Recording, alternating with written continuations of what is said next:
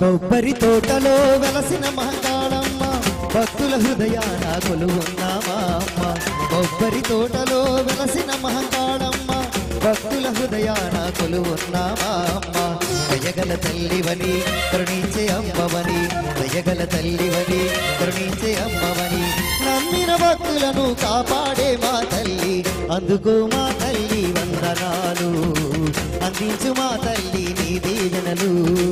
అందుకో మా తల్లి వందనాలు, అందించు మా తల్లి నీ దీవెనలు. కొబ్బరి తోటలో వెలసిన మహంకాళమ్మ భక్తుల హృదయాన కొలువున్నామా అమ్మ. కొబ్బరి తోటలో వెలసిన మహంకాళమ్మ భక్తుల హృదయాన కొలువున్నామా అమ్మ.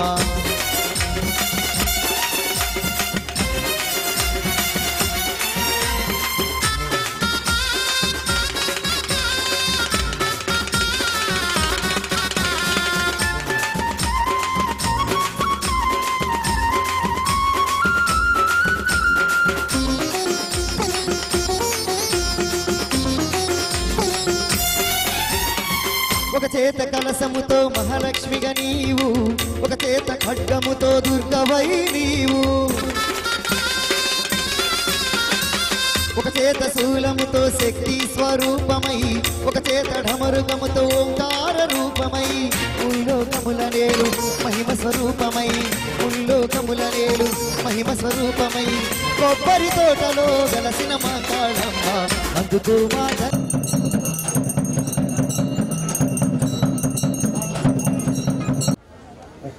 శ్రీ దేవి మహంకాళమ్మ వారి 45వ జాతర మహోత్సవాల సందర్భంగా ఈరోజు 5వ రోజు కార్యక్రమాన్ని ఇక్కడ జరుపుకుంటున్నాం. ఈరోజు చాలా పవిత్రమైనటువంటి రోజు. ఎంచేతనంటే అనేక సార్లు ఈ అమ్మవారి ఆలయంలో గురువు గారు మనకు దర్శనం కల్పించినప్పటికీ ఈరోజు అమ్మవారికి ఎంతో ప్రీతిపాత్రమైనటువంటి శుక్రవారం అంటేనే అమ్మవారికి చాలా పవిత్రమైనటువంటి రోజు. అటువంటి మంచి రోజున ఈరోజు అయ్యగారు మనకి ఇక్కడ మనందరికీ ప్రసంగించడానికి కానీ దర్శనం ఇవ్వడానికి కానీ అంగీకరించినందుకు ధన్యవాదాలు తెలియజేస్తూ, విశ్వ విజ్ఞాన విద్యా ఆధ్యాత్మిక పీఠం అంటే మనందరికీ తెలుసు.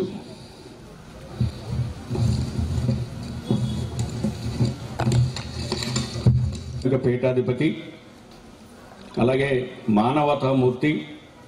ఈ సమాజంలో ఒక మార్పు కోసం, ఈ సమాజంలో ఒక మంచి జరగాలనే ఆలోచనతోటి గత 9 తరాలుగా ప్రయత్నం చేస్తున్నటువంటి గురువర్యులు, మనందరి దైవ స్వరూపులు శ్రీ ఉమర్ ఆలీషా గారిని వేదిక మీదకి రావాల్సిందిగా కోరుతున్నాం. విశిష్ట అతిథిగా ఇచ్చేసినటువంటి విశ్వ విజ్ఞాన విద్యా ఆధ్యాత్మిక పీఠాధిపతి శ్రీ శ్రీ శ్రీ డాక్టర్ ఉమర్ ఆలీషా గురువర్యులకి హృదయపూర్వకంగా శ్రీ దేవి మహంకాళమ్మ వారి ఆలయ కమిటీ తరఫున స్వాగతం తెలియజేస్తూ, గురువుగారు అతి చిన్న వయసులోనే అతి పురాతనమైనటువంటి 550 సంవత్సరాల ఘన చరిత్ర కలిగినటువంటి శ్రీ విశ్వ విజ్ఞాన విద్యా ఆధ్యాత్మిక పీఠం పిఠాపురంలో ఉన్నటువంటి ఆ పీఠానికి నవమ పీఠాధిపతిగా పీఠానికి ఆధిపత్యం వహించి నేటికి 35 సంవత్సరాలుగా ఆ విశిష్ట పీఠాన్ని ప్రగతి బాటలో నడిపిస్తున్నటువంటి మహానుభావులు మన ఉమర్ ఆలీషా గారు. వారి శుభాశీస్సులతో వేలాది మంది శిష్యులు ఆధ్యాత్మికంగా ప్రగతి పదంలో ముందుకు జీవన యాత్రను సాగిస్తున్నారు.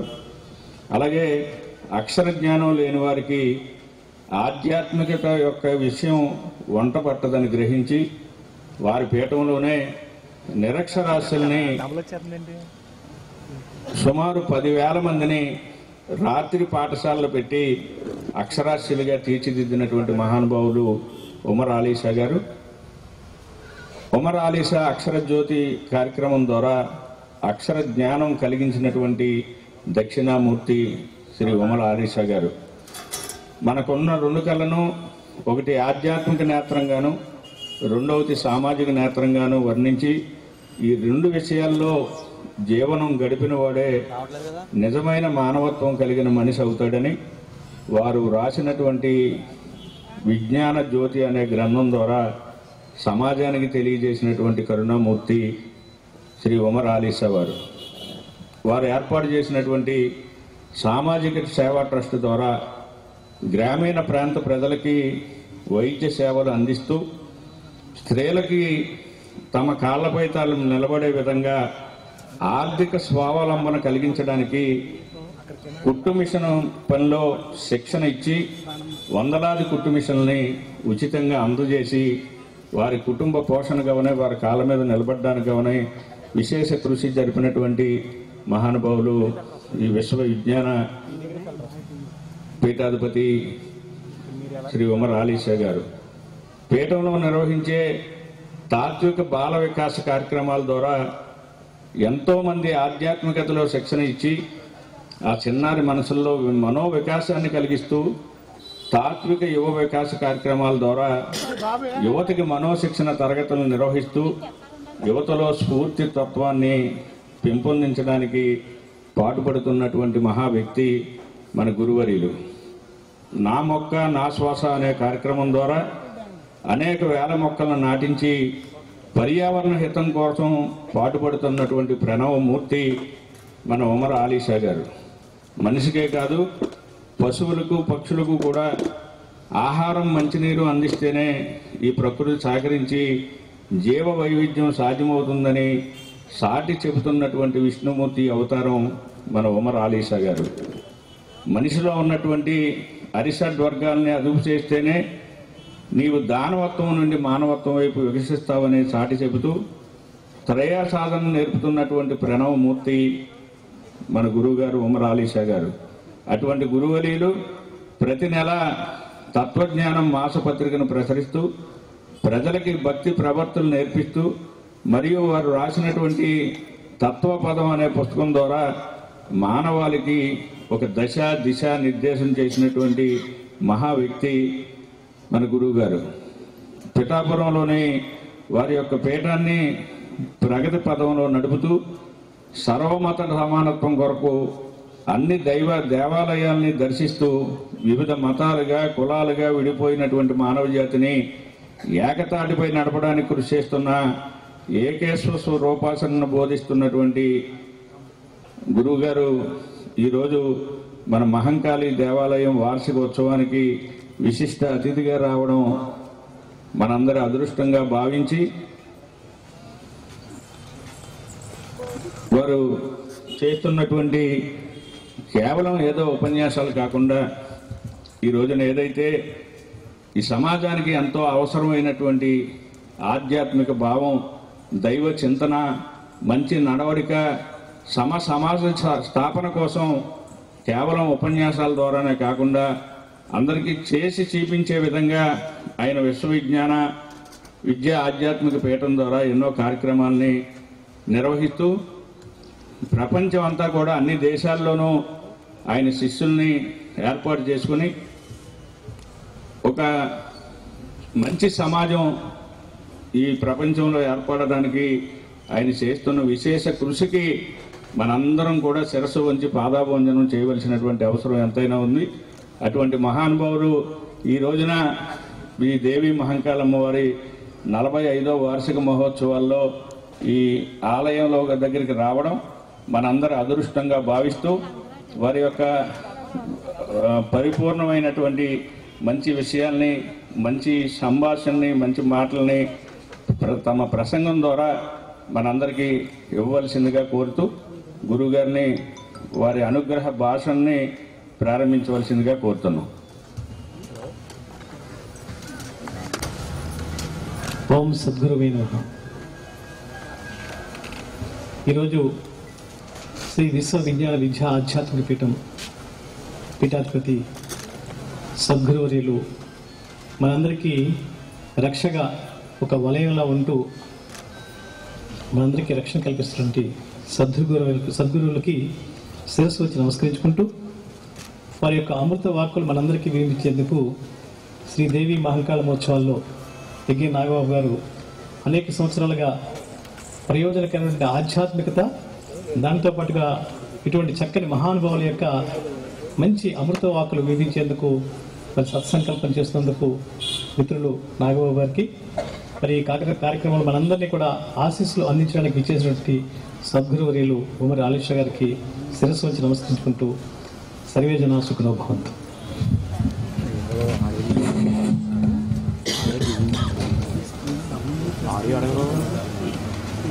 జూమ్ వేసే ఇంకా అంతే.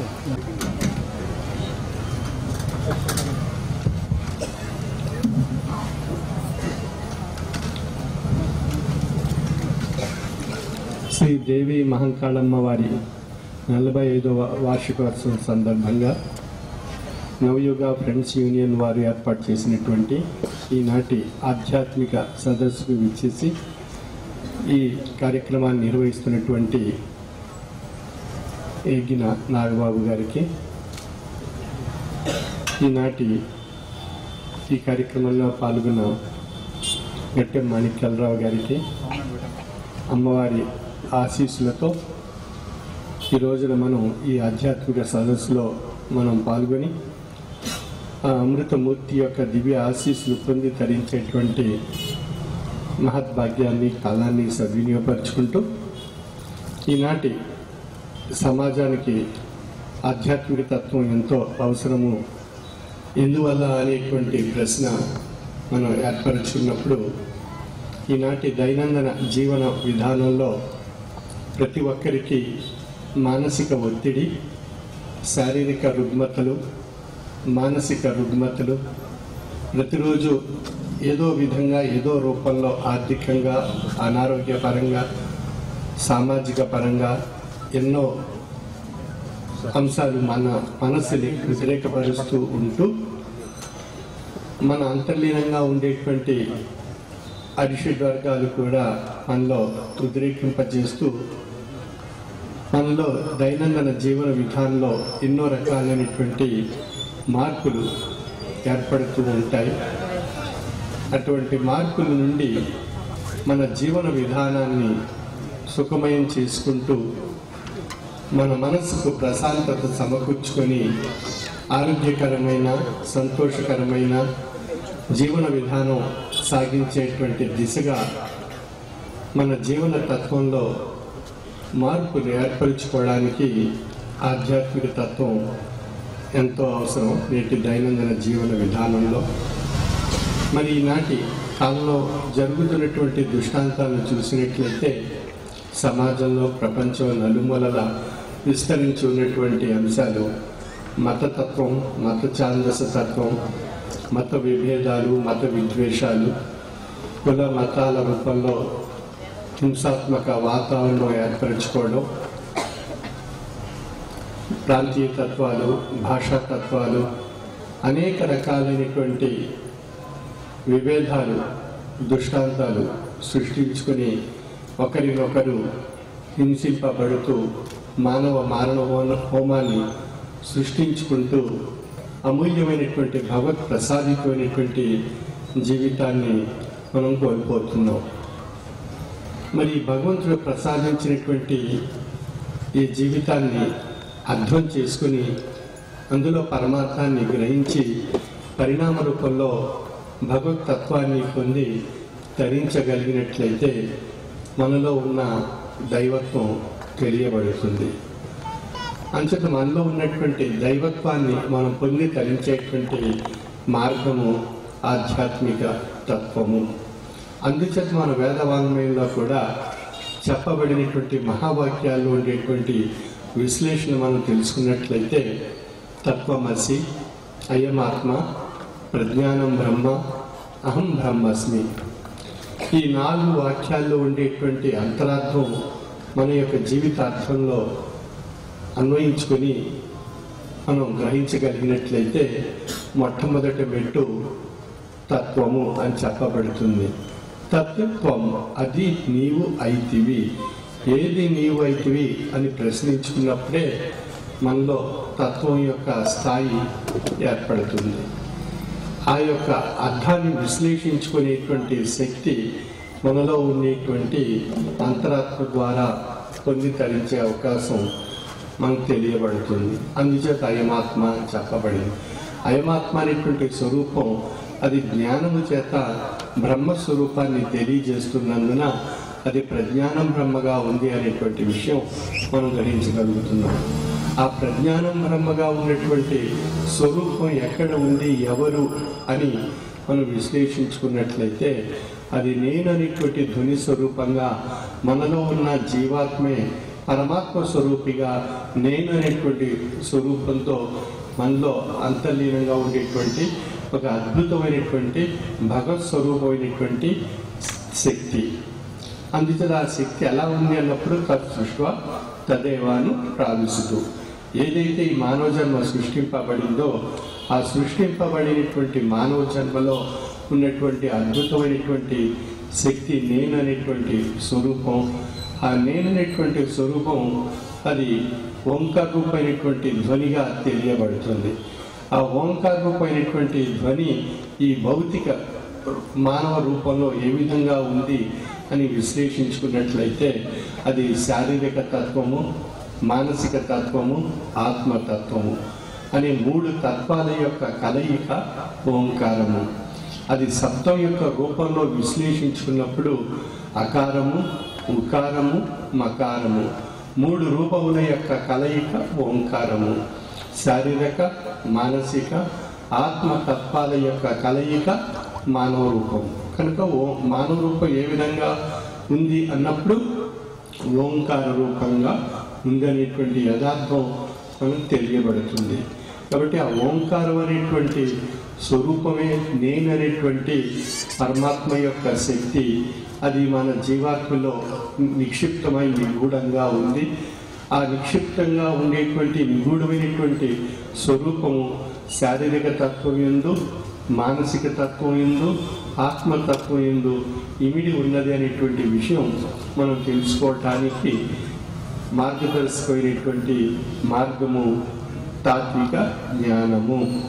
కాబట్టి తాత్విక జ్ఞానము ద్వారా ఆ యొక్క ఓంకార స్వరూపమైనటువంటి నేననేటువంటి ధ్వనిని పొంది మనం తెలుసుకోగలిగినట్లయితే మనలోనే దైవత్వం నిండి ఉన్నది.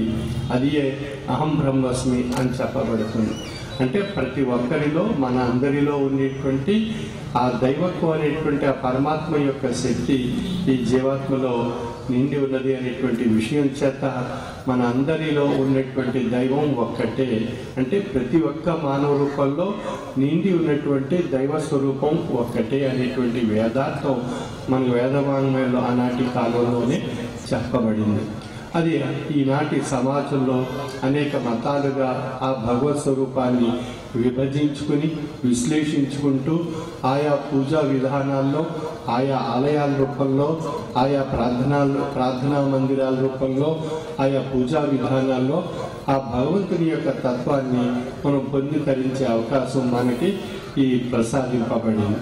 అటువంటి భగవత్ స్వరూపమైనటువంటి ఆ యొక్క పవిత్రమైనటువంటి ఆ రసస్వరూపమైనటువంటి తేజస్సుని మనం పొంది మనం కూడా ఆ భగవంతుని యొక్క తాత్విక మార్గంలో ప్రయాణం చేయాలనేటువంటి సంకల్పం మనందరిలో కూడా ఏర్పడడానికి కారణం జీవాత్మలో పరమాత్మ యొక్క శక్తి నిండి ఉండడం చేత మనకు ఆ యొక్క సంకల్పం ఏర్పడి భౌతిక విధానంలో భగవంతుడు అనేటువంటి ఆ స్వరూపాన్ని, ఆ యొక్క శక్తిని, ఆ యొక్క ఆశీస్సుని మనం పొంది తరించాలనేటువంటి భావనతో మనం మనుగడ సాగిస్తున్నాం.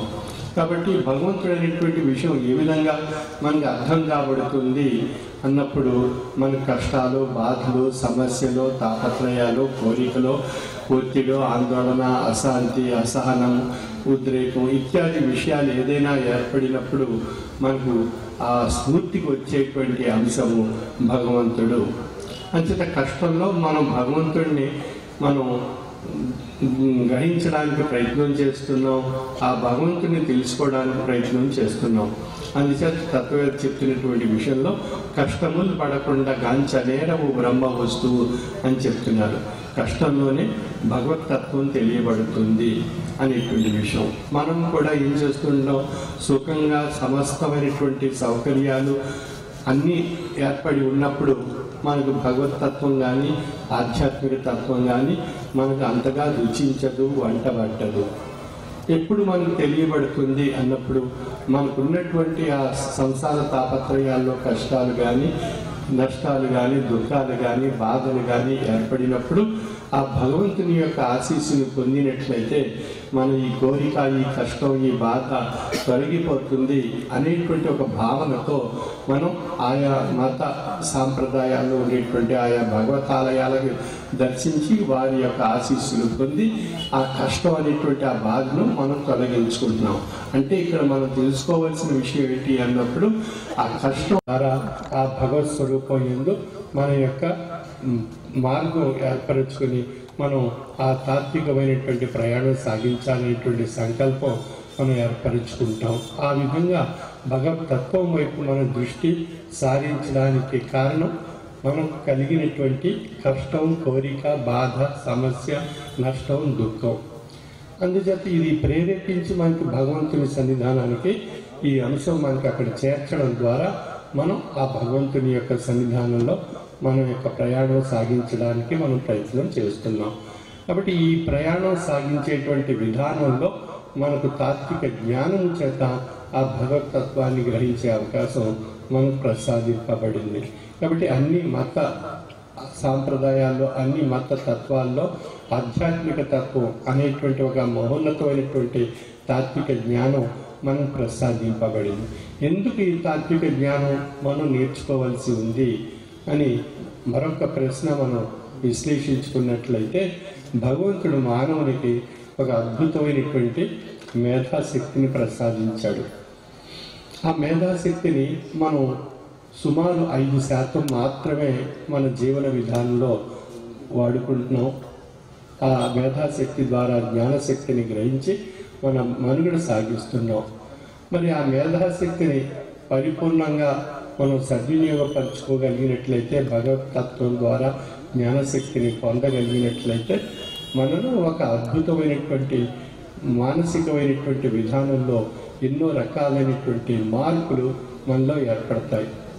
ఆ మార్పుల ద్వారా మన యొక్క శారీరక తత్వంపై ఆ ఆజ్ఞల రూపంగా ప్రసరింపబడి ఆదేశాలుగా ఆ తత్వాన్ని అనుసరించి మన యొక్క శారీరక తత్వం మనుగడ రూపంలో ఆయా కార్యకలాపాలు మనం సాగిస్తూ ఉంటాం.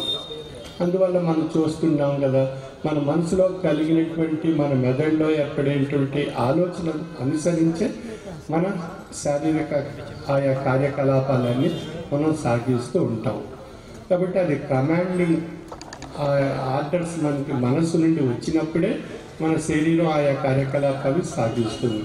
ఎట్లాగండి, ఏ విధంగా అండి అని చెప్పి మనం ప్రశ్నించుకున్నాం అనుకోండి, మన మెదడు స్తంభించిపోయింది అనుకోండి, అంటే కోమా స్టేజ్, అంటే ఏమీ తెలియనటువంటి ఒక స్థితి ఏర్పడినప్పుడు మన శరీరం ఏ కార్యకలాపాలు సాగించలేదు.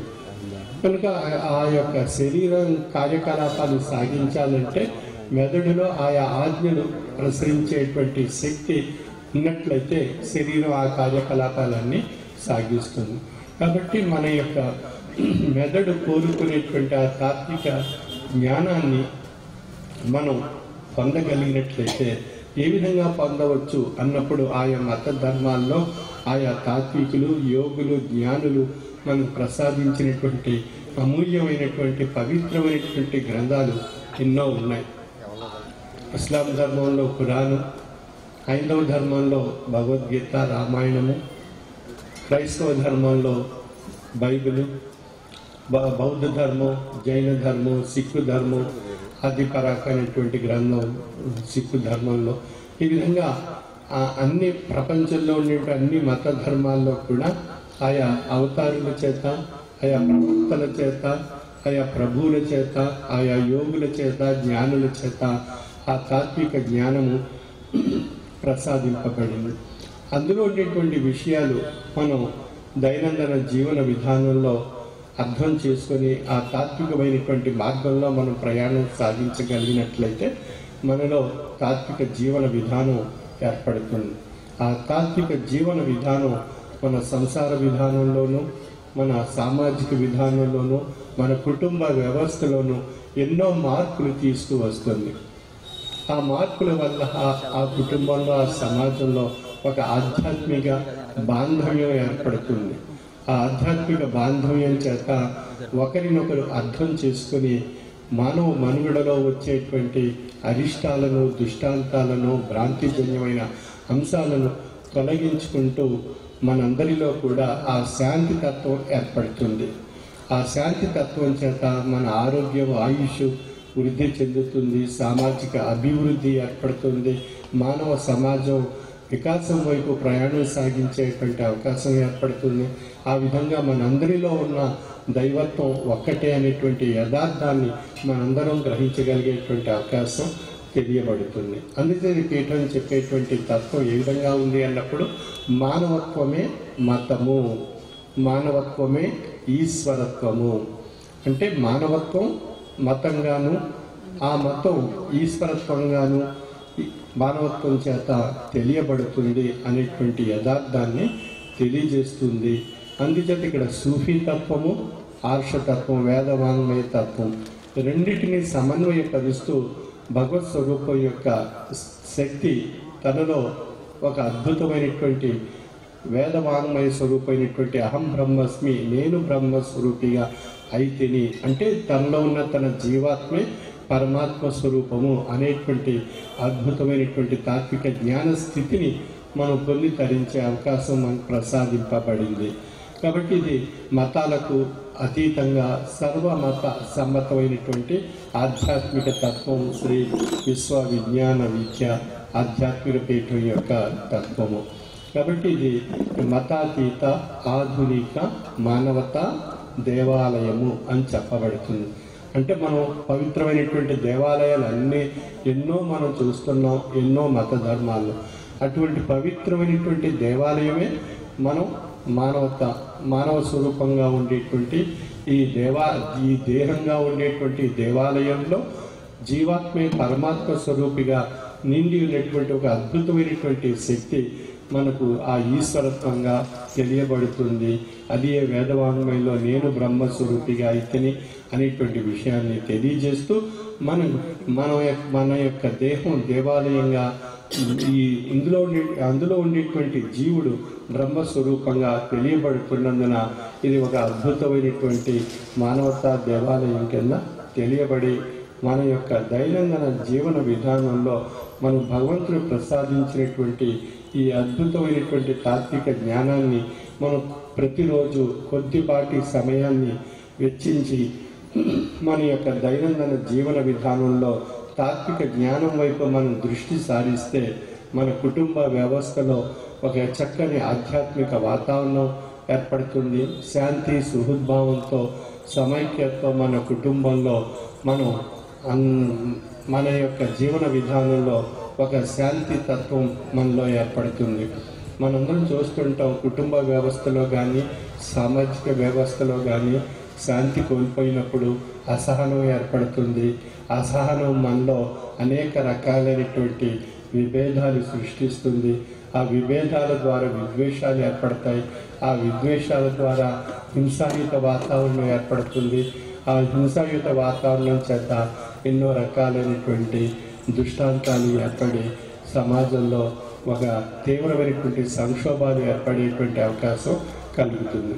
ఇటువంటి నష్టాలను తొలగించడానికి, శాంతి తత్వం మనలో ఏర్పడడానికి, సహనంతో మనుగడ సాగించడానికి ఒక మహోన్నతమైనటువంటి ఔషధం ఆధ్యాత్మిక తాత్విక జ్ఞాన మార్గము. కాబట్టి ఈ యొక్క ఆధ్యాత్మిక తాత్విక జ్ఞానాన్ని కొద్దిపాటి సమయం మన యొక్క జీవన తత్వంలో పొంది తరింపజేసుకోవడానికి ఈనాటి సద్గురువులు మనకు ప్రసాదించినటువంటి అద్భుతమైనటువంటి సాధన త్రయీ సాధన. త్రయీ సాధన అన్నప్పుడు 3 సాధనల యొక్క కలయిక త్రయీ సాధన. ఎందువల్ల ఈ త్రయీ సాధన అని చెప్పవలసి వస్తుంది అన్నప్పుడు మానవ రూపం 3 తత్వాల యొక్క కలయిక.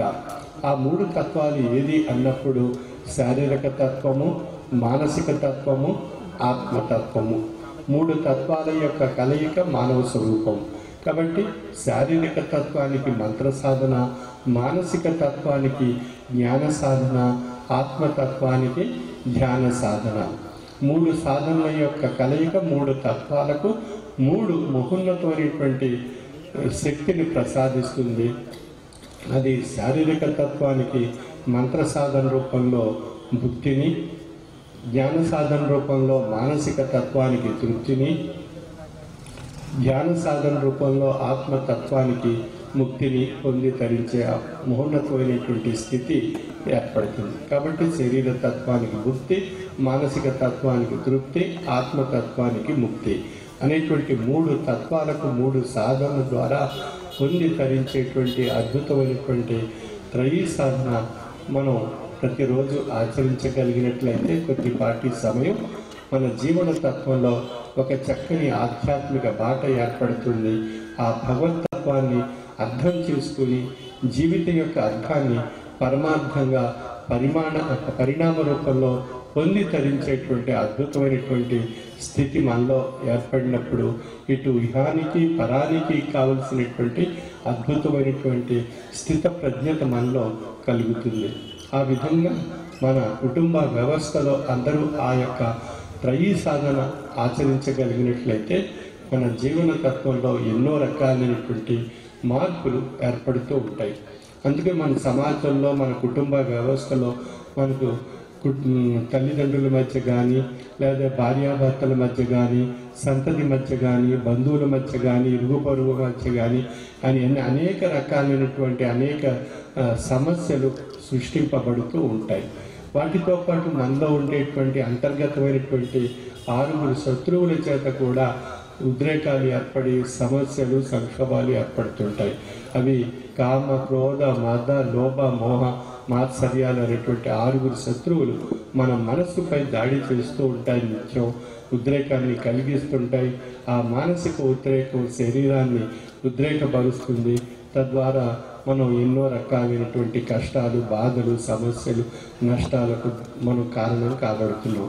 అందులో ఉన్నటువంటి ఒక ఉదాహరణ తీసుకున్నట్లయితే కోపం మనందరికీ తెలిసిందే మన యొక్క సామాజిక జీవన విధానంలో. ఆ కోపం లేనప్పుడు మన యొక్క స్థితి ఎలాగుంటుంది? మానసిక స్థితి, శారీరక స్థితి. కోపోద్రేకమైనటువంటి వాతావరణం మన మనసులో ఉన్నప్పుడు మన యొక్క శారీరక స్థితి, మానసిక స్థితి ఏ విధంగా ఉంటుంది అనేటువంటి విషయాన్ని విశ్లేషించుకున్నట్లయితే అప్పుడు మనకి ఆ జరిగేటువంటి ఆ సంఘటనను బట్టి శాంతంగా ఉన్నప్పుడు కలిగేటువంటి లాభము, కోపంతో జరిగే ఉద్రేకంతో జరిగేటువంటి నష్టము వల్ల కలిగేటువంటి విషయాన్ని విశ్లేషించుకుంటే మనకు అర్థం కాబడుతుంది. కాబట్టి మనం ఆ కోపం వల్ల ఏర్పడినటువంటి సంక్షోభం ఎన్నో సమస్యలకు దారి తీస్తుంది. శాంతింప చేసుకుని మనస్సు ద్వారా సాధించినటువంటి లాభాలు ఎన్నో మనకు లభిస్తూ ఉంటాయి. అదే విషయాన్ని మనం మన యొక్క సంసార వ్యవస్థలో విశ్లేషించుకున్నట్లయితే భార్యాభర్తల మధ్య చిన్న చిన్న విషయాలు అవి పెను తుఫానుగా మారి, ఉద్రేకాలుగా మారి అది ఎన్నో రకాలైనటువంటి సంక్షోభాలకు కారణం కాబడేటువంటి అవకాశం ఉంది. ఆ సమయంలో మనం ఇరువురి మధ్య ఒక శాంతి వాతావరణం ఏర్పరచుకోవాలి. అంటే ఒకరి కోపం వచ్చినప్పుడు మరొకరు శాంతం వహిస్తే ఆ కోపం అనేటువంటి ఆ అగ్ని చల్లారుతుంది. అప్పుడు సమస్య పరిష్కారం కాబడుతుంది. ఇద్దరూ కోపస్తులై కోపోద్రేకంతో ఉన్నట్లయితే ఆ అగ్ని మరింత తీవ్రతరమై అది ఎన్నో నష్టాలకు గురి కాబడేటువంటి అంశాలు కలిగిస్తూ తీవ్రమైనటువంటి సంక్షోభాలకు దారి తీసేటువంటి అవకాశం కలుగుతుంది. మరి ఆ సమయంలో ఏం చేయాలండి? మా కోపం మనకు తగ్గటం లేదు, నేనేం చేయాలి, నా వల్ల కాదేమో అన్న భావనలో మనం ఉంటూ ఉద్రేకానికి మరింత ఉద్రేకింపబడుతూ ఉంటాం. ఆయా మాటల యొక్క తీరుని బట్టి ఒకరి మధ్య ఏర్పడినటువంటి మాటల తీరుని బట్టి, అంటే ఉద్రేకం యొక్క స్థాయి ప్రతి క్షణం కూడా తీవ్రతరం కాబడుతుంది. అది పెను తుఫానుగా మారిపోతుంది. దానివల్ల తీవ్రమైనటువంటి నష్టం ఆ సమయంలో ఏర్పడేటువంటి అవకాశం ఉంది. కొన్ని సమయాల్లో చూసినట్లయితే అది ఆత్మహత్యలకు దారి తీయవచ్చు. కొన్ని సమయాల్లో అది హింసాత్మకమైనటువంటి రక్తపాతంగా మారిపోయేటువంటి పరిస్థితులు ఉన్నాయి. ఇటువంటి విషయాల్లో వచ్చినప్పుడు మనం ఏం చేయాలి అని ఒక చిన్న విషయంగా మనం విశ్లేషించుకోవాల్సి ఉంటుంది. అందుకే మనం ప్రతిరోజు మనం త్రయీ సాధన ఆచరిస్తున్నందున ఆ త్రయీ సాధన యొక్క శక్తి ఏం చేస్తుంది, ఈ మనస్సుని చల్లారుస్తుంటుంది, ఉద్రేకం గురి కాకుండా చల్లారుస్తుంది. ఆ మానసిక ఉద్రేకం క్రమేపీ బలహీనపడుతుంటుంది. అప్పుడు మనలో ఒక శాంతి స్వరూపమైనటువంటి తాత్విక జ్ఞాన స్థితి మనలో కలుగుతుంది. ఆ తాత్విక జ్ఞాన స్థితి చేత మనం ఆలోచనలో పడతాం. మనం అంటే తాత్విక ఆలోచన మనలో కలుగుతుంది. ఆ తాత్విక ఆలోచన చేత కొంత సమయం శాంతింప చేసుకోవడానికి మనసుని స్థాయిపరుచుకునే ప్రయత్నం చేయడం జరుగుతుంది. ఆ మనసుని స్థాయిపరచుకోవడం ద్వారా మనకు ఆ కష్టం, నష్టం, దుఃఖం మనం తొలగిపోయేటువంటి అవకాశం ఉంది. అటువంటి సమస్యలు మనం దరి చేరకుండా మనకు మన రక్షణ ఏర్పరచుకునే అవకాశం కలుగుతుంది. ఆ విధంగా అక్కడ సమస్య తీవ్రతరం కాకుండా మనం నష్టపోకుండా ఆ యొక్క కుటుంబ వ్యవస్థలో కానీ ఆ ఇరువురి మధ్య ఒక శాంతియుత వాతావరణం ఏర్పడుతుంది. ఆ శాంతియుత వాతావరణాన్ని మనం ఏర్పరచుకోగలిగినట్లయితే కాలాన్ని సద్వినియోగపరచుకోవచ్చు, మనకున్నటువంటి నష్టాలను, దుఃఖాలను, బాధలను తొలగించుకోవచ్చు. మనం సమాజంలో ఒక మహోన్నతమైనటువంటి ఆదర్శవంతమైనటువంటి జీవన విధానం సాగించేటువంటి అవకాశం మనకు కలుగుతుంది. ఈ విధంగా ఆధ్యాత్మిక తత్వం మనలో, జీవన తత్వంలో ఎన్నో మార్పులు ప్రతి లిప్త మనలో తీసుకురాగలిగేటువంటి అవకాశం ఏర్పడుతూ మన యొక్క దైనందిన జీవన విధానం సుఖమయం చేసుకోవడానికి ఒక మంచి తాత్విక జీవన తత్వం మనలో ఏర్పరచుకునే అవకాశం ద్వారా మనలో ఆ అనుభవాలు మనకు తెలియబడుతూ ఉంటాయి. కాబట్టి ఈ యొక్క తాత్విక జ్ఞాన మార్గంలో మనం ప్రయాణం చేయటానికి కావలసినటువంటి ఆ సాధన, త్రయీ సాధన ప్రతిరోజు కొద్దిపాటి సమయం మనం ఆచరించగలిగినట్లయితే మనలో కలిగేటువంటి లాభాలు, మార్పులు ఇవన్నీ కూడా మన అనుభవంలో మనం తెలియబడతాయి. ఆ విధంగా ఆధ్యాత్మిక జ్ఞానతత్వం ఒక నేత్రంగాను, సామాజిక సేవా నేత్రం మరొక నేత్రంగాను తెలియపరచబడుతుంది. కాబట్టి మనకు దేహానికి 2 నేత్రాల ద్వారా మనం సమాజంలో అనేక విషయాలు చూడగలుగుతున్నాం, ఆనందించగలుగుతున్నాం. అందుకే మన నేత్రాలకు ఒక ప్రత్యేకత ఉంది. సర్వేంద్రియానం నయనం ప్రధానం అని చెప్పబడుతుంది.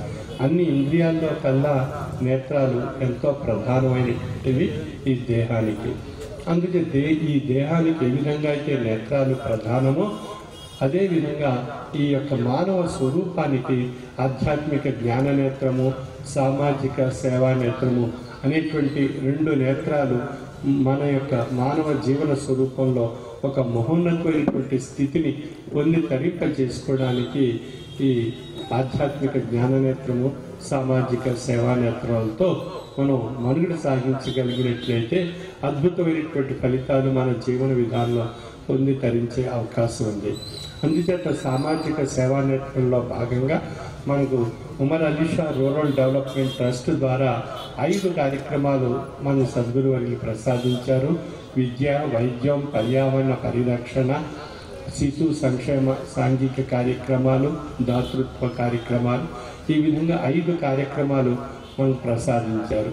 ఆ 5 కార్యక్రమాల్లో మనం విద్యాపరంగాను, వైద్యపరంగాను ఎన్నో కార్యక్రమాలు అనేక చోట్ల, అనేక ఆశ్రమాల్లో మరి సేవా కార్యక్రమాల్లో భాగంగా నిర్వహింపబడుతున్నాయి. మనం పర్యావరణ పరిరక్షణ యొక్క ముఖ్యమైనటువంటి ఉద్దేశం నా మొక్క నా శ్వాస అనేటువంటి ఒక యజ్ఞాన్ని సద్గురు వర్యులు 15 సంవత్సరాలుగా ఈ యజ్ఞాన్ని సాగిస్తూ ఉన్నారు. అందులో భాగంగా అనేక చోట్ల అనేక లక్షల మొక్కలు అనేక ప్రాంతాల్లో నాటించి ఆ మొక్కల ద్వారా మనకు ఒక చక్కని ఆహ్లాదకరమైనటువంటి వాతావరణాన్ని ఆయా గ్రామాల్లో, పట్టణాల్లో, ప్రాంతాల్లో సృష్టించుకోవడం జరిగింది. అంచేత ఇది నా మొక్క నా శ్వాస అని యజ్ఞం ఇందువల్ల చెప్పవలసి వస్తుందన్నప్పుడు మన యొక్క శ్వాసలో ఆక్సిజన్ అనేటువంటి ప్రాణవాయువు మన దేహం స్వీకరించి మన యొక్క దేహానికి శక్తిని సమకూర్చుకుని ఆ దేహం నడపడానికి కావలసిన శక్తి ఈ ప్రాణవాయువు ద్వారా పొందగలుగుతున్నాం. ఆక్సిజన్ అనేటువంటి ప్రాణవాయువు. ఈ ప్రాణవాయువు ఎక్కడి నుంచి లభిస్తుంది అన్నప్పుడు ఇది మొక్కల నుండి మనకు లభిస్తుంది. కాబట్టి మొక్కలు కిరణజన్య సంయోక్రియ ద్వారా ఆహారాన్ని తయారు చేసుకుని మనకు ప్రాణవాయువుని మనకి భిక్షంగా ఇస్తున్నాయి. ఆ భిక్షంగా ఇచ్చేటువంటి ఆ ప్రాణవాయువు ఈ జీవరాశి స్వీకరించి మనుగడ సాగించగలుగుతున్నాయి. కాబట్టి ప్రకృతిలో జీవరాశి వృక్షరాశి ఒకదానితో ఒకటి అనుసంధానింపబడి ఉన్నటువంటి అంశాన్ని మనం విశ్లేషించుకున్నట్లయితే జీవరాశి వృక్షరాశిపై ఆధారపడి ఉంది, వృక్షరాశి జీవరాశిని ఆధారపడి ఉంది. కాబట్టి ఈ జీవరాశి ఆ వృక్షరాశి యొక్క అనుసంధానింపబడి ఉండట చేత మనం మేధస్సు కలిగినటువంటి మానవులుగా మనం ఏం చేస్తున్నాం అన్నట్లయితే వృక్షాన్ని హరించేస్తున్నాం, అడవులు నరికేస్తున్నాం, వృక్షాలు తొలగించేస్తున్నాం. అందువల్ల మనకి ఆ వృక్షరాశి యొక్క స్థాయి తగ్గిపోతుంది. తద్వారా ఆక్సిజన్ అనేటువంటి ప్రాణవాయువు తగ్గిపోతుంది. కర్బనాలు కాలుష్యమైనటువంటి విషవాయువులు విస్తరింపబడుతున్నాయి. అందుకు తగ్గట్టుగా వాతావరణం వేడెక్కుతుంది, భూతాపం పెరుగుతుంది. ఆ భూతాపం పెరగడం వల్ల ఉత్తర దక్షిణ ధృవాల్లో ఉండేటువంటి మంచు పర్వతాలు కరిగిపోయి అవి సముద్ర ఉపరితలాలు పెరిగి సముద్ర మట్టాలు పెరిగి అవి తీర ప్రాంతాలను ఉంచి చివరికి ఆ తీర ప్రాంతం తరిగిపోతుంది. రాబోయే కాలంలో మనకు 10 సంవత్సరాలు చూసుకున్నట్లయితే రాబోయే కాలంలో జరిగేటువంటి భూతాపం వల్ల జరిగేటువంటి తీవ్రమైనటువంటి నష్టం మన తీర ప్రాంతాలు కొంత మేర భూమి మునిగిపోయేటువంటి ఆ సముద్రంలో కలిసిపోయేటువంటి ప్రమాదం ఏర్పడబోతుంది. మన శాస్త్రవేత్తలు చెప్తున్నారు, మనం చూస్తున్నాం ప్రత్యక్షంగా ప్రకృతిలో మన వాతావరణంలో జరిగేటువంటి మార్పులు. మరి ప్రపంచంలో మనం చూసినట్లయితే కాలిఫోర్నియా, లాస్ ఏంజల్స్ ఆ ప్రాంతాల్లో చూసినట్లయితే కారుచిచ్చు ఆ యొక్క భూ ప్రాంతాన్ని ఎంతో తీవ్రమైనటువంటి నష్టం కలిగిస్తుంది. అదేవిధంగా మనకి హిమాలయ ప్రాంతాలు, టిబెట్ ప్రాంతాల్లో ఇంకా ప్రపంచంలో అనేక చోట్ల అనేక ప్రాంతాల్లో భూకంపాలు ఏర్పడుతున్నాయి. ఈ భూకంపాల వల్ల తీవ్రమైనటువంటి సమస్యలు ప్రతి చోట మనం టీవీ చూస్తున్నట్లయితే ప్రతి చోట ఎక్కడో చోట భూమి కంపించడం, అక్కడ ఏదో నష్టం జరగటం. అదేవిధంగా సునామీలు ఏర్పడుతున్నాయి, వాయుగుండాలు ఏర్పడుతున్నాయి, తుఫాన్లు ఏర్పడుతున్నాయి. ఈ విధంగా అగ్ని పర్వతాలు పేలుతున్నాయి. అనేక చోట్ల ఈ పంచభూతాలు సమతుల్యత కోల్పోయి తీవ్రమైనటువంటి నష్టాలు ఏర్పడడానికి కారణం ఎవరు అన్నట్లయితే మానవుడు తన స్వార్థంతో పంచభూతాలను కలుషితం చేస్తున్నాడు. వృక్షరాశి తరిగిపోవడం చేత కలిగేటువంటి సమస్య. కాబట్టి మనకు ఆక్సిజన్ సిలిండర్గా పిలువబడేటువంటి ఆ మొక్కలు మన చెంతన ఉన్నట్లయితే వాటి ద్వారా ఒక చక్కని ఆరోగ్యకరమైనటువంటి వాతావరణం మనం ఏర్పరచుకుంటాం. మనతో పాటు ఉన్నటువంటి జీవరాశి ఆనందంగా మనందరూ దృష్టిలో పెట్టుకొని మనం వచ్చినటువంటి ఈ సభలో ఉన్నటువంటి ప్రతి ఒక్కరూ ప్రతి సంవత్సరం 3 మొక్కలు నాటగలిగేటువంటి ఒక మహోన్నతమైనటువంటి అద్భుతమైనటువంటి సేవ మనం చేయగలిగినట్లయితే అది సమాజానికి, ప్రకృతికి, భగవంతునికి అర్పించుకునేటువంటి సేవగా తెలియబడుతుంది. అటువంటి సేవా తత్పరత భావాన్ని మనం పొందుతూ మన భూగ్రహాన్ని సురక్షితంగా పరిరక్షించుకుంటూ మన వాతావరణాన్ని మనం సమతుల్యత ఏర్పరచుకుంటూ మన యొక్క జీవన విధానంలో సుఖ శాంతులతో భగవంతుడు ప్రసాదించినటువంటి ఈ జీవితాన్ని అర్థం చేసుకుని పరమార్థంగా మార్చుకొని ఆ భగవతత్వాన్ని పొందుతూ మన కుటుంబ వ్యవస్థ, మన సామాజిక వ్యవస్థ సుఖమయం చేసుకుంటూ శాంతిగా, సంతోషంగా, ఆరోగ్యంగా, సుఖంగా ప్రతి ఒక్కరు జీవన విధానం సాగించాలని కోరుకుంటూ అమ్మవారి యొక్క ఆ యొక్క అద్భుతమైనటువంటి ఆశీస్సులు ప్రతి సంవత్సరం మన అందరిపై ప్రసరింపబడుతూ మనం friends union Navodaya friends union వారు నిర్వహిస్తున్నటువంటి ఎన్నో చక్కని కార్యక్రమాలు సమాజ హితాన్ని కోరుకుంటూ ఆ కార్యక్రమాలన్నీ జరుపుతున్నారు. నాగబాబు గారు, వారి యొక్క బృందం, నానాజీ వారు, వారి యొక్క కుటుంబ సభ్యులు, ఈ విధంగా ఈ చక్కని అవకాశం అమ్మవారు మనకు ప్రసాదించారు. ఆ ప్రసాదించినటువంటి ఆ సేవను మనం సద్వినియోగపరచుకోగలిగినట్లయితే మానవునికి సేవ చేసినట్లే. మానవాళికి అంచేత మానవ సేవే మాధవ సేవ అని చెప్పబడుతుంది. కాబట్టి మనం భగవంతునికి అర్పించేటువంటి సేవ ఈ విధంగా ఒక ఆధ్యాత్మిక సదస్సులు ఏర్పరచుకుని ఆధ్యాత్మిక తత్వాన్ని, అన్నదానాన్ని, సామాజిక హితాన్ని కోరేటువంటి అనేక కార్యక్రమాలు నిర్వహించుకోవడం ద్వారా మన సమాజంలో ఒక శాంతి పుష్పాలు ఏర్పడే అవకాశం ఉంది. ఆ శాంతి పరిమాణాలు మనందరూ పొంది ఆ భగవత్ కృపకు, ఆ అమ్మవారి యొక్క కృపకు పాత్రలు కావాల్సిందిగా నా యొక్క మనవి. సర్వే జనా సుఖినో భవంతు. మహంకాళ అమ్మవారి జాతర మహోత్సవాల్లో ఈరోజు 5వ రోజు కార్యక్రమానికి ముఖ్య అతిథిగా విచ్చేసినటువంటి పెద్దలు, మన ప్రీతం శాసనసభ్యులు, మాజీ దేవాదాయ శాఖ మంత్రులు, అలాగే మాజీ ఉప ముఖ్యమంత్రి శ్రీ కొట్టు సత్యనారాయణ గారిని వేదిక మీదకి రావాల్సిందిగా కోరుతున్నాం. మనందరి ప్రీతమ నాయకులు కొట్టు సత్యనారాయణ గారు శ్రీ దేవి మహంకాళమ్మ వారి వార్షికోత్సవాల్లో ఈరోజు ముఖ్య అతిథిగా విచ్చేయడం మనందరి అదృష్టం. ఎంచేతనంటే దేవాదాయ శాఖ మంత్రిగా ఈ దైవ కార్యక్రమాల్లో ఎన్నో ఆయన రాష్ట్ర వ్యాప్తంగా దేవాలయాల భూములను రక్షించడంలో కానీ, దేవాలయాలను వెలుగులోకి తీసుకురావడంలో కానీ అనేక కార్యక్రమాలు చేపట్టడం జరిగింది. అందులో భాగంగానే మనం మహంకాళమ్మవారి ఆలయం నూతనంగా ఏలూరు కాలువగట్టున నిర్మాణం చేసుకున్న తర్వాత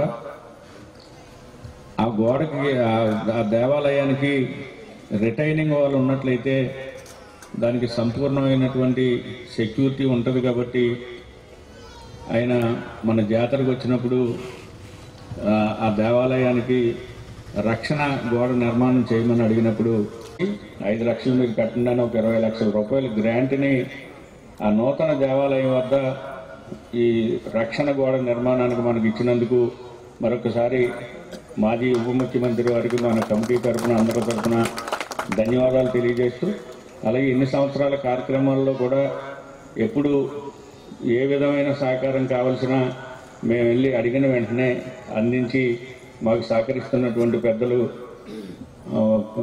2 సార్లు మన తాడేపల్లిగూడెం నియోజకవర్గానికి శాసనసభ్యులుగా పనిచేసి ప్రజలందరూ మన్ననలు పొందినటువంటి కొట్టు సత్యనారాయణ గారిని వారి అమూల్యమైనటువంటి సందేశం ఇవ్వాల్సిందిగా కోరుతున్నాం.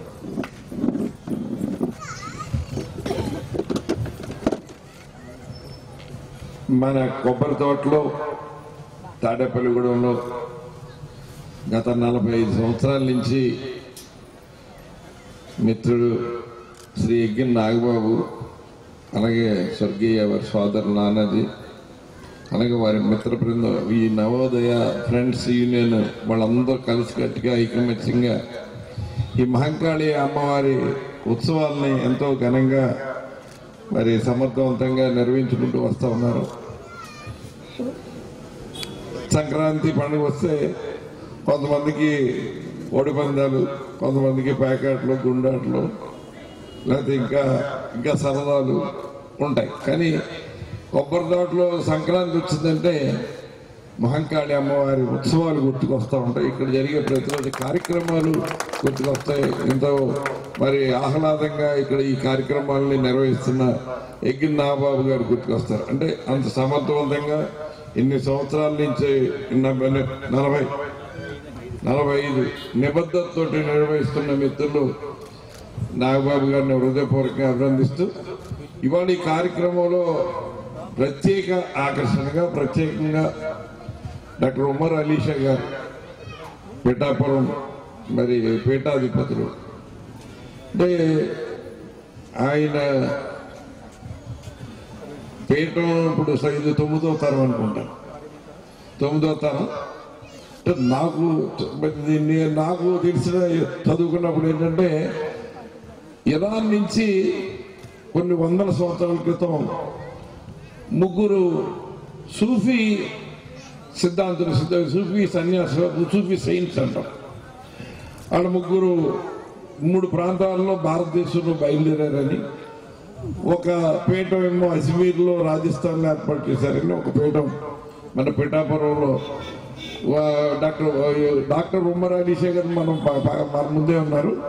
కానీ అప్పుడు కూడా ఉమ్మర్ అలీ తాతల ముత్తాత ఉమ్మర్ అలీ శేఖర్ ఇక్కడ ఈ పీఠాన్ని స్థాపించినట్టుగా ఇంకొక ఆయన ఎక్కడో మరి వెస్ట్ బెంగాల్ దగ్గర ఎక్కడో 3వ పీఠం, ఈ మూడు పీఠాలు స్థాపించినట్టుగా.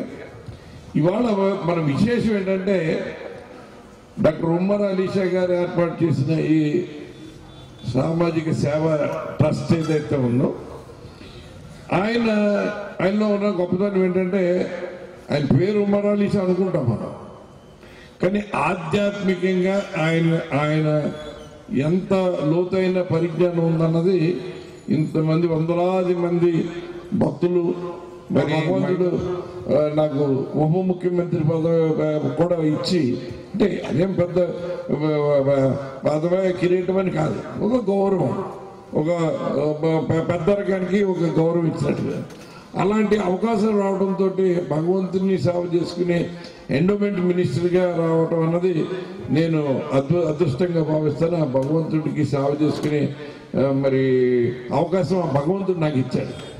ఆ అవకాశాన్ని సద్వినియోగం చేసే అన్ని రకాలుగా కూడా ప్రయత్నాలు చేసి ఆ ప్రయత్నాల్లో మరి ఆ 2 సంవత్సరాలు కూడా భగవంతుని సేవ చేశాం. ఆ కార్యక్రమాలు అంటే ఇవన్నీ ఎందుకు చెప్తానంటే ఇవాళ ఉమర్ అలీ షా గారు ఆయన చేస్తున్న సేవా దృక్పథంతో పాటు ఈ ఆధ్యాత్మిక కార్యక్రమాల ద్వారా ప్రజలను ఒక చైతన్యపరిచి మనలో ఉన్న ఒక ఉత్తేజాన్ని మన యొక్క మనస్సుని భగవంతుని మీద లగ్నం చేసేలాగా, లేకపోతే సమాజానికి హితం కోరేలాగా మనల్ని నడిపించే విధంగా, లేకపోతే మన ఆలోచనలు చెడు మార్గం వైపు వెళ్లకుండా మరి ఒక సన్మార్గంలో ఉండే ప్రయత్నానికి ఆయన ఒక దారి చూపించిన విధంగా ఏదైతే ఆయన ప్రవచనాలు కానీ ఇంత పెద్ద ఎత్తున ఆధ్యాత్మికంగా ప్రసంగాలు చేసి మనలో చైతన్యం నింపుతున్నారు, వారికి నిజంగా నా హృదయపూర్వకమైన కృతజ్ఞతలు తెలియజేస్తూ ఇవాళ ఈ సందర్భంగా ఇక్కడ ఏర్పాటు చేసిన ఈ కార్యక్రమం ఎంతో మరి విజయవంతం అవడానికి వందలాది మంది మరి సోదరిమణులందరూ ఎంతో ఉత్సాహంగా ఇప్పటివరకు మరి డాక్టర్ ఉమర్ అలీ షా గారి ప్రసంగాన్ని ఆయన యొక్క సూక్తుల్ని అందరూ కూడా ఎంతో శ్రద్ధగా వినటం అన్నది జరుగుతుంది. ఈ రకంగా ఇటువంటి కార్యక్రమంలో మరిన్ని ఈ సమాజంలో జరుగుతూ ఉండాలి. అది జరుగుతూ ఉన్నప్పుడే ఒక వైబ్రేషన్, ఒక ఆధ్యాత్మిక వైబ్రేషన్, అటువంటి శక్తి ప్రసరిస్తూ ఉంటుంది. ఆ శక్తి అన్నది ఎక్కడి నుంచో రాదు, మనలో ఉన్న ప్రతి ఒక్కరిలోనూ దైవత్వం ఉంటుంది. ఆ దైవత్వం అన్నదాన్ని మనం నిద్ర లేపగలగాలి. మన ఆలోచన చెడు వైపు ఉంటే మనం చెడు మార్గంలో వెళ్ళిపోతాం. కానీ అది దాన్ని ఒక మంచి రీతిలో సన్మార్గంలో ఒక మంచిని ఆలోచిస్తే వైబ్రేషన్ వస్తే ఇక్కడ ఇటువంటి ప్రసంగాల ద్వారా ఆయన యొక్క ఆధ్యాత్మికత ద్వారా అటువంటి మంచి వైబ్రేషన్స్ సమాజం మీద అందరి మీద ప్రసరించి మనలో ఒక మంచి పరివర్తనతో మనం ముందుకెళ్తే ప్రతి కుటుంబం ఎంతో సుఖ సంతోషాలతో ఉంటుందని నేను ఈ సందర్భంగా మీ అందరికీ మనవి చేస్తూ మరొకసారి గురువు గారు శ్రీ డాక్టర్ ఉమర్ అలీ షా గారికి నా హృదయపూర్వకమైన కృతజ్ఞతలు తెలియజేస్తున్నారు. మన ప్రాంతంలోనే ఫుడ్వేర్స్ అండ్ ఫెర్టిలైజర్స్ లిమిటెడ్ పేరుతోటి ఎన్నో సంవత్సరాలుగా ఎక్కడి నుంచో వచ్చి ఇక్కడ ఒక ఇండస్ట్రీని స్థాపించి కొన్ని వేల మందికి ఉపాధి కల్పించి ఇక్కడ ఎన్నో విద్యా సంస్థలకు కానీ అనేక సేవా కార్యక్రమాల్లో ముందున్నటువంటి ఫుడ్వేర్స్ అండ్ ఫెర్టిలైజర్స్ లిమిటెడ్ వారి అధినేత శ్రీ ఓపి గోయింకా గారు ఈ కార్యక్రమానికి రావడం మనందరి అదృష్టంగా భావిస్తూ ఓపి గోయింకా గారు వారికి మన ఆహ్వానాన్ని మన్నించి వచ్చినందుకు వారికి ధన్యవాదాలు తెలియజేస్తూ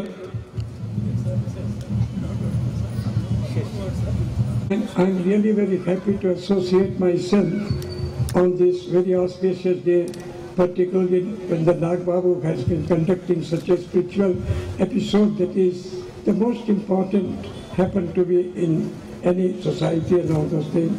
I know that how much of work he has been doing spiritually.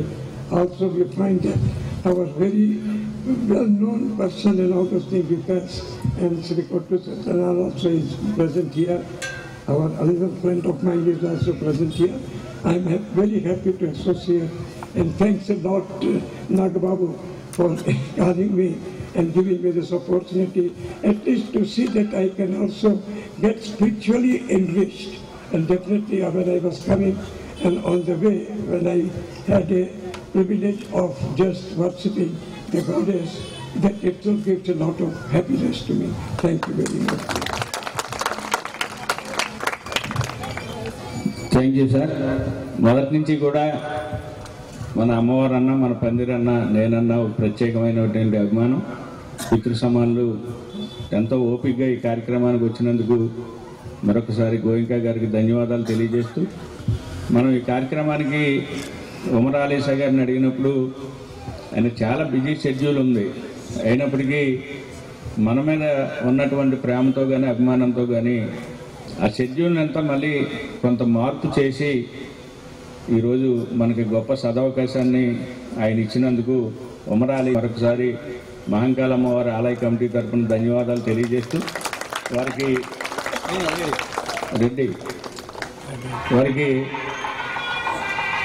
మన మాజీ ఉప ముఖ్యమంత్రి వర్యులు అలాగే మాజీ దేవాదాయ శాఖ మంత్రులు అలాగే గోయింకా గారి చేతుల మీదుగా చిరు సత్కారాన్ని మన ఆలయ కమిటీ తరఫున అందించవలసిందిగా కోరుతున్నాం.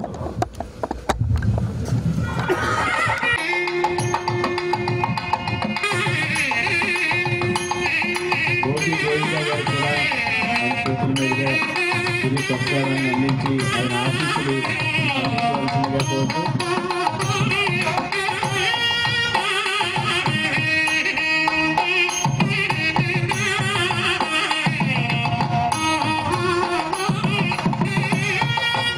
భక్తులందరికీ కూడా మరొకసారి వినపో ఏంటంటే, ఇక్కడ ఈ కార్యక్రమం మంగళహారతి అయిన తర్వాత అయ్యగారి దర్శనం కూడా ఇక్కడే ఏర్పాటు చేయడం జరిగింది.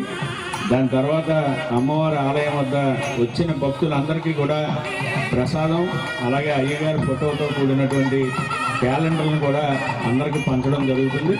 దయచేసి క్రమశిక్షణలో క్రమ పద్ధతిలో, అంటే గురువు గారి భక్తులు అంటేనే ఎంతో క్రమశిక్షణగా ఉంటారు, వారందరూ కూడా అవన్నీ తీసుకుని వెళ్ళవలసిందిగా కోరుతూ, మిత్రులు గట్టి మాణిక్యాలరావు గారిని ఓట్ ఆఫ్ థ్యాంక్స్ చెప్పవలసింది.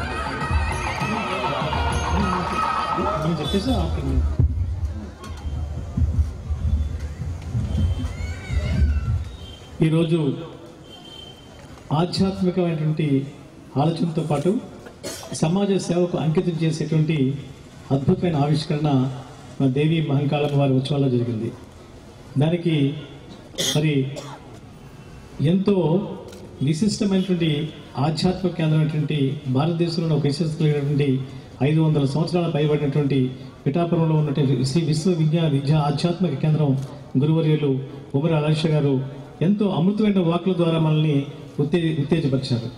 ప్రతి ఒక్కరు కూడా 3 మొక్కలు నాటాలని సందేశం ఇచ్చారు. మరి అందరూ కూడా మొక్కలు నాటుతూ పర్యావరణాన్ని పరీక్షించడానికి ఒక బాధ్యతగా మనం తీసుకోవాలని ఈ సందర్భంగా మరి యజ్ఞ నాగబాబు గారు చేసినటువంటి ఇటువంటి మహాయజ్ఞంలో మీరందరూ కూడా మరి పాల్గొని తరించాలని చెప్పేసి భావిస్తూ, మరి ఈ సందర్భంగా మరి మన సద్గురువర్యులు ఉమర్ ఆలీషా గారికి, అలాగే మన మాజీ రాష్ట్ర ఉప ముఖ్యమంత్రి వర్యులు కొట్టి సత్యనారాయణ గారికి, అలాగే మా గురుతుల్యులు మరి డాక్టర్ ఓపి గోయింకా గారికి, అలాగే ఈ కార్యక్రమంలో పాల్గొన్నటువంటి భక్త జనమహాజనులందరికీ కూడా హృదయపూర్వక నమస్కారాలు తెలియపరుస్తూ, దేవి మహంకాళమ్మ వారి ఉత్సవాల సందర్భంగా మీ అందరికీ కూడా శుభాభినందనలు.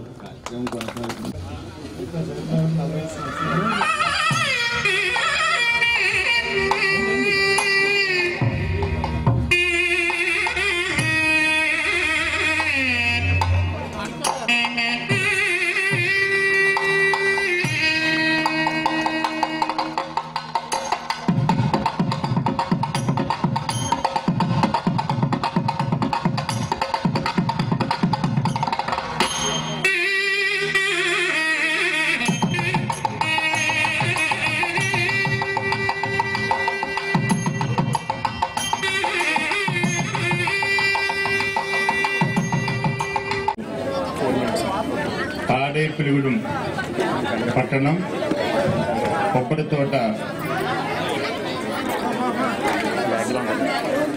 50 50 సంవత్సరాలు, సుమారుగా 50 సంవత్సరాలు, 45 సంవత్సరాలు నిర్విరామంగా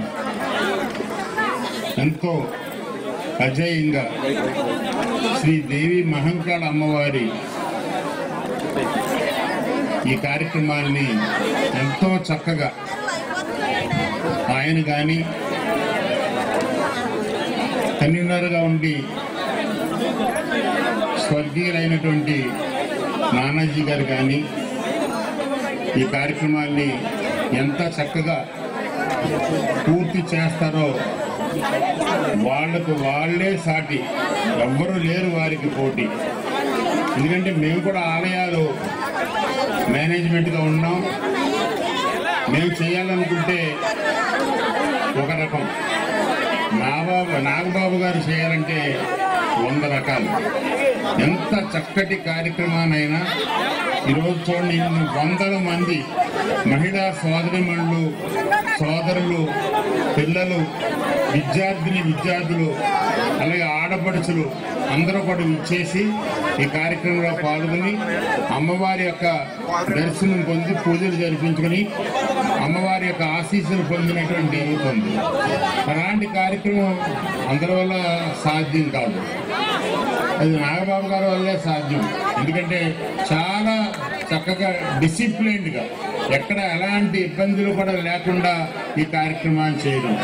ఒక సంవత్సరం చేసి 2వ సంవత్సరం సాధారణంగా లాస్ట్ ఇయర్ బాగా చేసాం కదా, ఈ సంవత్సరం ఎందుకులే అని చెప్పి స్లో అయిపోతారు.